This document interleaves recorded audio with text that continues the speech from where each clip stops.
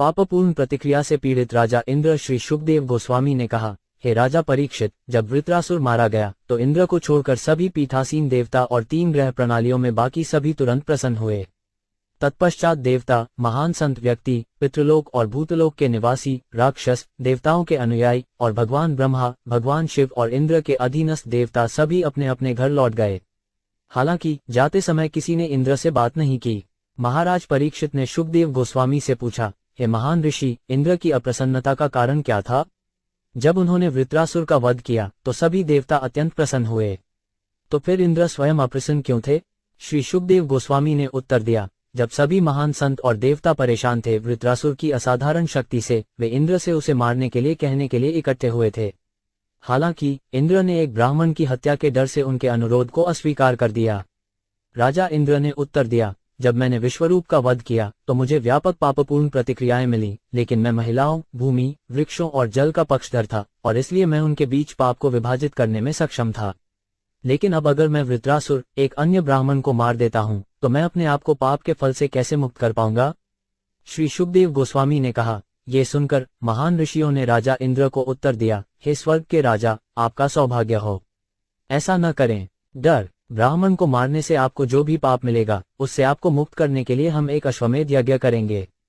हे राजा इंद्र, एक अश्वमेध यज्ञ करके और उसके द्वारा परम पुरुषोत्तम भगवान, जो परम आत्मा भगवान नारायण सर्वोच्च नियंत्रक हैं, को प्रसन्न करके व्यक्ति को पूरे विश्व को मारने के लिए पापपूर्ण प्रतिक्रियाओं से भी छुटकारा मिल सकता है। मारने की तो बात ही क्या, वृत्रासुर जैसा राक्षस जिसने एक ब्राह्मण की हत्या की है, जिसने एक गाय की हत्या की है या जिसने अपने पिता, माता या आध्यात्मिक गुरु की हत्या की है, वह तुरंत ही सभी पाप कर्मों से मुक्त हो सकता है। भगवान नारायण के पवित्र नाम का जप करना।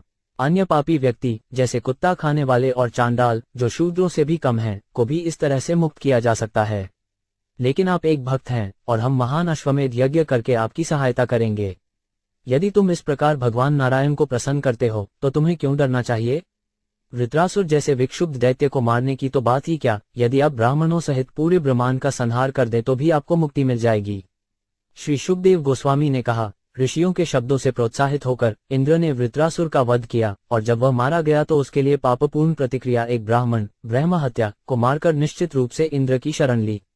देवताओं की सलाह का पालन करते हुए इंद्र ने वृत्रासुर का वध किया और वह इस पापपूर्ण हत्या के कारण पीड़ित हुआ।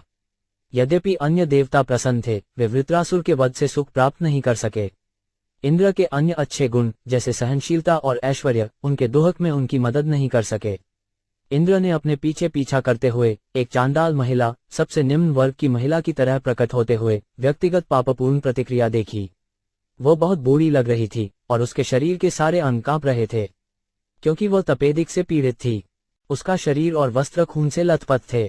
एक असह्य मछली जैसी दुर्गंध से सांस लेते हुए जिसने पूरी गली को प्रदूषित कर दिया था, उसने इंद्र को पुकारा, रुको, इंतजार। हे राजा इंद्र पहले तो आकाश में भागे, लेकिन वहां भी उन्होंने देखा कि साक्षात पापरूपिणी स्त्री उनका पीछा कर रही है। वो जहां भी जाता था ये डायन उसका पीछा करती थी। अंत में वो बहुत जल्दी उत्तर पूर्व की ओर गया और मानस सरोवर झील में प्रवेश किया, हमेशा ये सोचते हुए कि एक ब्राह्मण की हत्या के पापपूर्ण फल से उसे कैसे छुटकारा मिल सकता है। राजा इंद्र सभी के लिए अदृश्य झील में 1000 वर्षों तक जीवित रहे। कमल के तने के सूक्ष्म रेशे। अग्नि देवता उन्हें सभी यज्ञों का हिस्सा लाते थे, लेकिन क्योंकि अग्नि देवता पानी में प्रवेश करने से डरते थे, इंद्र वास्तव में भूख से मर रहे थे।